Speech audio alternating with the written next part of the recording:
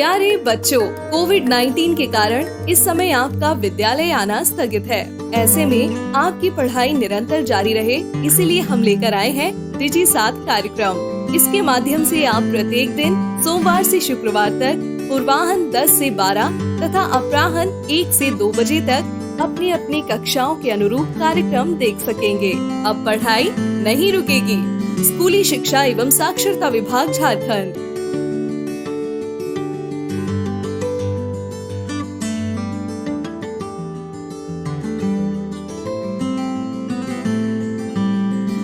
जोहार, JCERT की digital शाला में आपका स्वागत है। आज के सत्र में हम कक्षा 3 के अंग्रेजी विषय के पाठ हैंड वॉशिंग डे के बारे में जानेंगे। Hello children, welcome to the English class of class 3, unit 1. Children, do you remember in the last class we had learned about how to wash our hands? याद है आप लोग को? हम लोग हाथ धोने के बारे में पढ़े थे। क्या आप भी हाथ धोते हैं? हाँ, कब धोते हैं? क्या खाने से पहले और खाने के बाद भी? और कभी नहीं? और कब धोते हैं? टॉयलेट जाने के बाद। Very good. तो आज हम ये प्रोज में देखेंगे कि हाथ धोना क्यों इम्पोर्टेंट है। इस कन्वर्सेशन का नाम है hand washing day. Mona is ill. She is sleeping on the bed. Her friend Meena comes to visit her. Good morning, Mona. Good morning. How are you? I am not feeling well. My mother is not at home. Shall I give you your medicine? No, I have to consult Dr. Uncle first. Don't worry.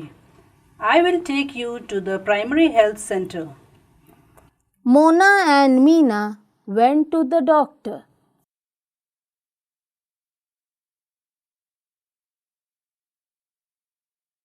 Mona, do you wash your hands before eating? Sometimes I do not wash my hands before eating. Mona, you should wash your hands daily before eating. You should wash your hands after toilet also. Some people use paper to clean their hands. It is not good. Wash your hands with soap and water. Sir, why should we clean our hands with water and soap? Dear children, water and soap remove the germs.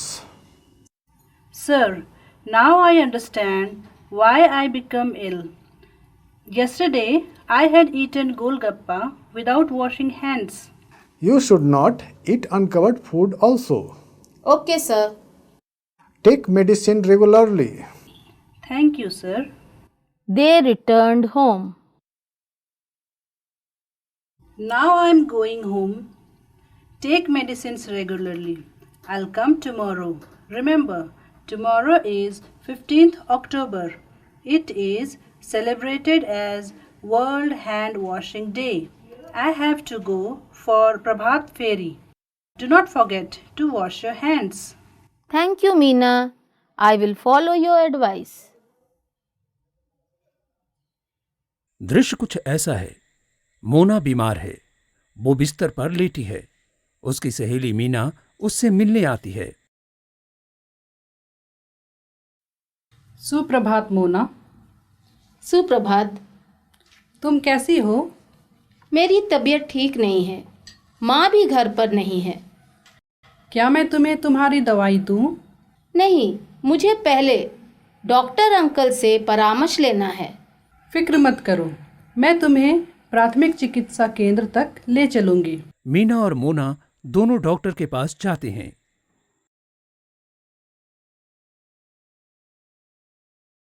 Mona, क्या तुम खाने से पहले हाथ धोती हो? कभी कभी मैं खाने से पहले हाथ नहीं धोती हूँ। मोना, तुम्हें खाने से पहले हाथों को रोज धोना चाहिए। तुम्हें शौच के बाद भी हाथ धोना चाहिए। कुछ लोग अपने हाथ साफ करने के लिए कागज का उपयोग करते हैं। ये सही नहीं है।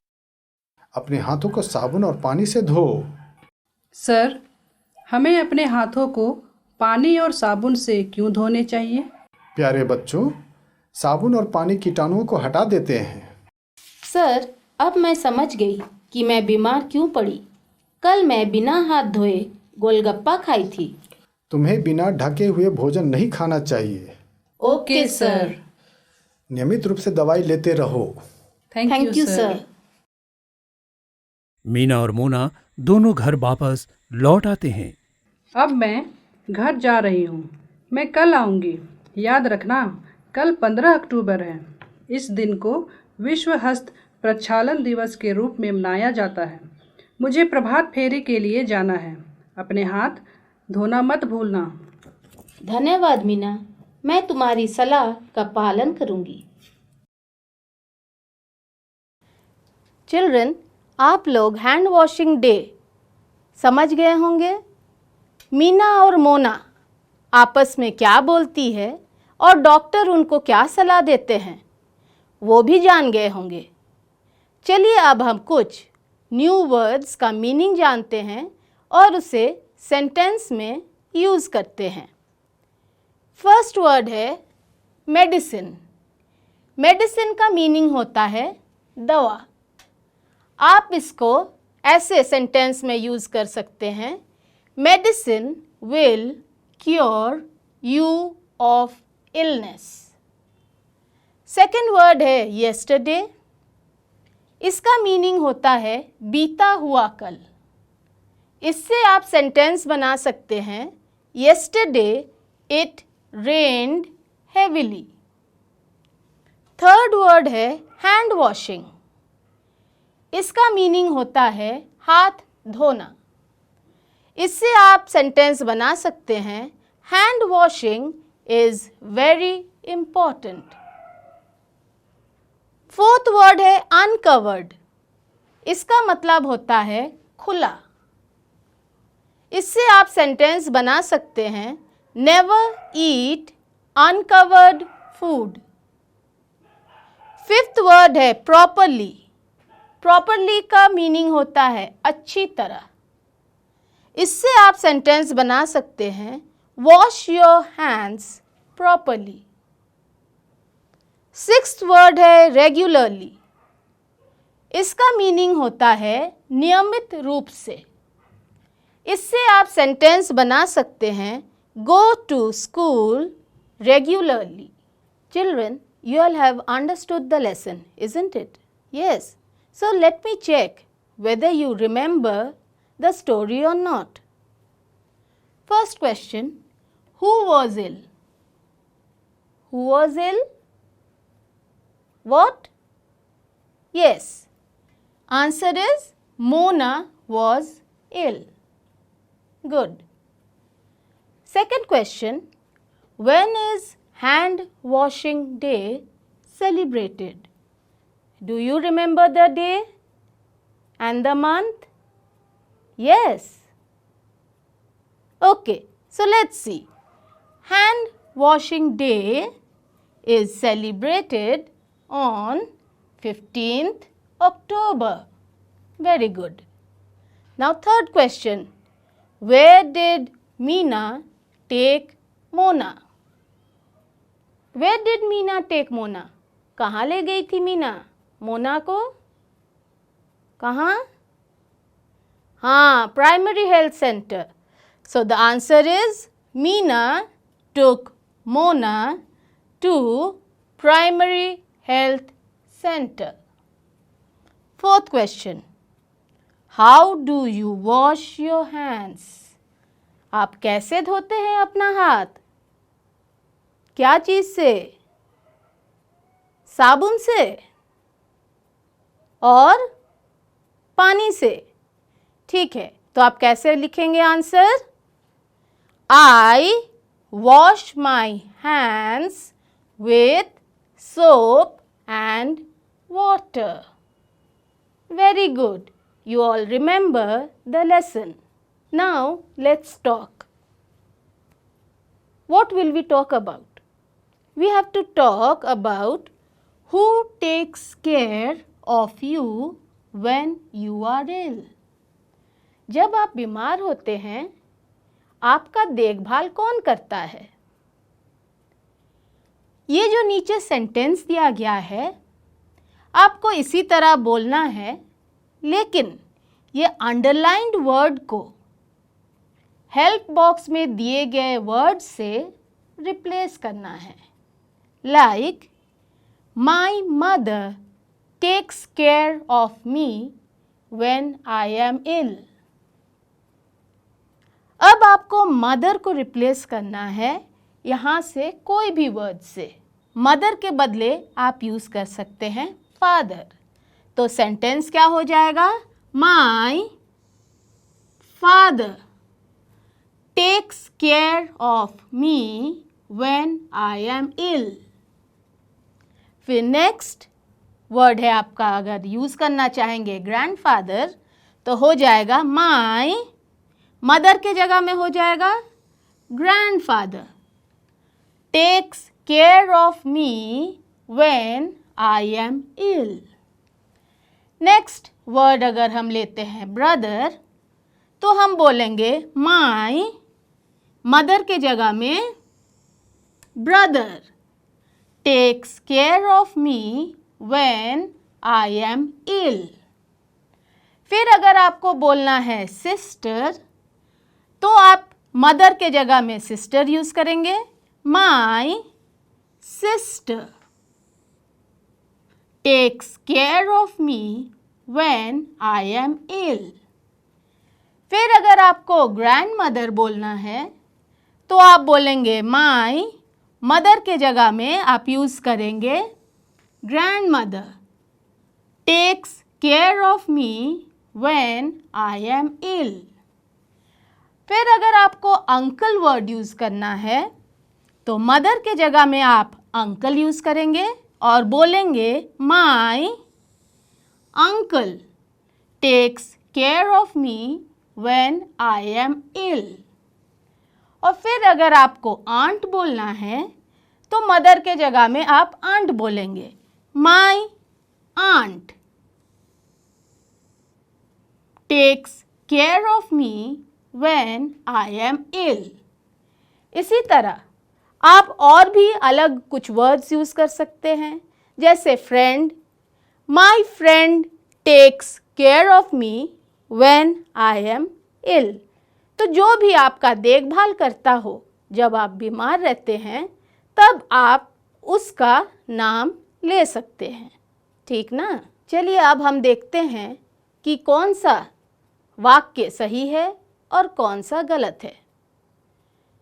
If the sentence is correct, means true, you will write T, and if the sentence is wrong, that is false, you will write F.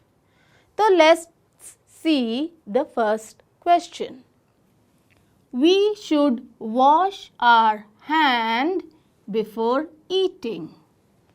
क्या हमें खाने से पहले हाथ धोना चाहिए? क्या सही कि गलत? क्या बोले? सही.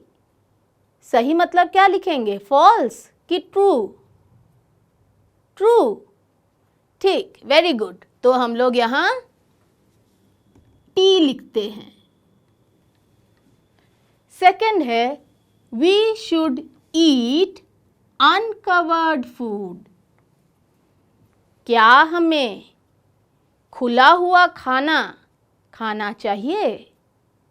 क्या वो खाना जो ढका हुआ ना हो वो हमें खाना चाहिए? क्या हाँ या ना? सोच के बोलिए. क्या लिखे? नहीं खाना चाहिए. तो ट्रू लिखेंगे कि फॉल्स? फॉल्स. Very good. तो फॉल्स का F लिखते हैं. नेक्स्ट है मोना वॉज इल। कौन बीमार था? मोना बीमार थी कि मीना बीमार थी? सोचिए, कौन बीमार थी? कौन? मोना। अगर मोना बीमार थी तो क्या लिखेंगे? ट्रू की फॉल्स? ट्रू। Very good. तो ट्रू का टी लिखेंगे। नेक्स्ट है Mona and Meena way friends. Mona और मीना दोस्त थे? क्या थे? भाई बहन थे? दो बहन थे या दो दोस्त थे लोग? क्या थे? फ्रेंड्स। तो क्या लिखेंगे? फॉल्स? नहीं, ट्रू। तो ट्रू का क्या लिखेंगे? टी। Very good. आप लोग को तो सब पता था answers. Now children, let's complete these sentences. One is done for you. I wash my hands. इसका मतलब क्या है? हम अपना हाथ धोते हैं। अब आप और क्या क्या धोते हैं? हाथ धोते हैं और क्या धोते हैं? I wash my फेस भी धोते हैं ना? तो हम इसमें लिख सकते हैं I wash my face। और आप क्या धोते हैं? I wash my बाल धोते हैं? ठीक, तो बाल को क्या लिखेंगे? हेयर।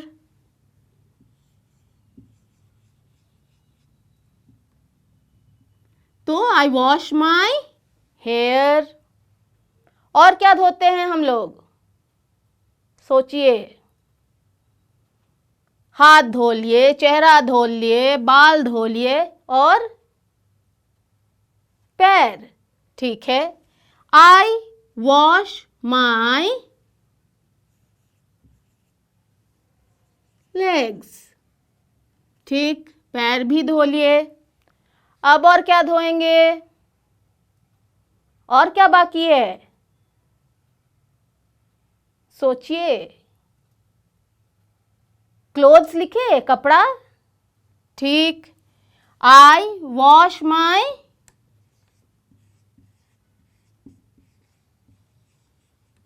clothes। और क्या धोते हैं? सोचिए। याद नहीं आ रहा है? हम हाथ धो लिए, चेहरा धो लिए, बाल धो लिए, पैर धो लिए, कपड़े तक धो लिए। और हम लोग क्या धो सकते हैं? सोचिए थोड़ा। क्या धो सकते हैं? आईज। ठीक, हम लोग आंख भी धो सकते हैं।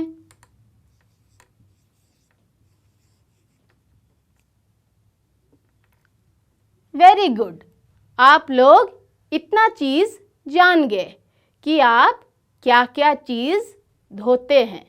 Now let's read aloud. Read this sentence. It is a crown. Next sentence is it is brown. Now we can join these two sentences and make one sentence like the king has drawn a brown crown. Let's read it once again. First is it is a crown. Second sentence is it is brown. Now we are making one sentence in which you will find both crown and brown. And the sentence is the king has drawn a brown crown. Children, you remember about verbs? याद है verbs क्या है? Action words, है ना? Action words मतलब जैसे ईट, drink, run, walk, sleep, मतलब वो सारे वर्ड्स जिससे पता चलता है कि हम कुछ काम कर रहे हैं। आज हम लोग हेल्पिंग वर्ब के बारे में पढ़ेंगे। तो हेल्पिंग वर्ब क्या होता है? आइए हम जानते हैं कि हेल्पिंग वर्ब क्या होता है। अब आप ये सेंटेंस देखिए। Mona, yesterday I was not feeling well। इसमें मोना कहती है कि yesterday मतलब बीता हुआ कल उसका तबीयत ठीक नहीं था। तो हमें कैसे पता चला कि ये बीता हुआ कल का है? तो हम वर्ड yesterday देखें और हम क्या देखें? Word was। ठीक ना? अब देखिए नेक्स्ट सेंटेंस। मीना क्या कहती है? Now I am going home. Meena कहती है कि वो अब घर जा रही है। Now I am going home.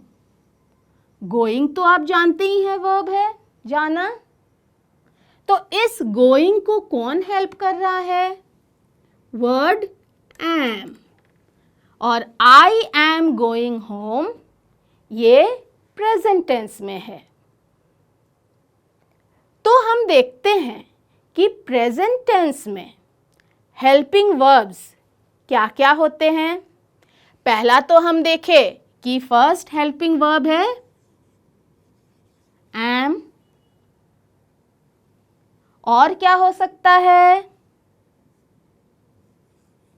Is, ये भी हो सकता है हेल्पिंग वर्ब प्रेजेंट टेंस में। और हम लोग क्या बोल सकते हैं प्रेजेंट टेंस में? और भी क्या क्या वर्ब्स है? और आर भी हो सकता है। और पास्ट टेंस में हेल्पिंग वर्ब हम क्या देखे थे? was। तो was आपका पास्ट टेंस का हेल्पिंग वर्ब है। और क्या हो सकता है पास्ट टेंस का हेल्पिंग वर्ब? were। were भी हो सकता है आपका पास्ट टेंस का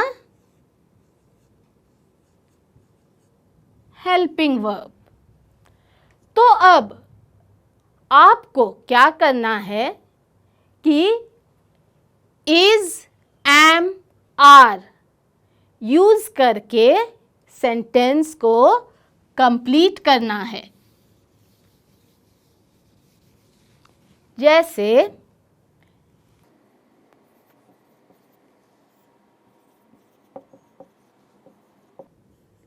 she dash going to school. Present tense, going मतलब वो जा रही है। तो आप क्या लिखेंगे? एम लिखेंगे, आर लिखेंगे या इज लिखिएंगे। याद रखिएगा एम हमेशा आई के साथ यूज होता है। एम का यूज हम हमेशा आई के साथ करते हैं और किसी चीज के साथ हम नहीं कर सकते हैं। और सिंगुलर मतलब एक वचन के साथ हम इज का यूज करते हैं। तो जब हम शी बोल रहे हैं इसका मतलब है एक लड़की, तो हम क्या यूज करेंगे? इज। अब नेक्स्ट सेंटेंस हम देखते हैं। The boys dash playing. The boys, boys जब हम बोल रहे हैं सिंगुलर है कि प्लूरल है, एक वचन है या बहुवचन है? लड़के, लड़के मतलब बहुवचन। तो बहुवचन के साथ आप क्या लगाएंगे? एम तो लगा नहीं सकते हैं, वो तो आई के साथ लगता है। सिंगुलर के साथ तो इज लगेगा, तो प्लूरल के साथ क्या लगेगा? आर।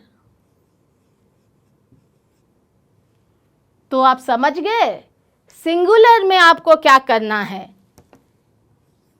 जब आपका नाउन सिंगुलर में हो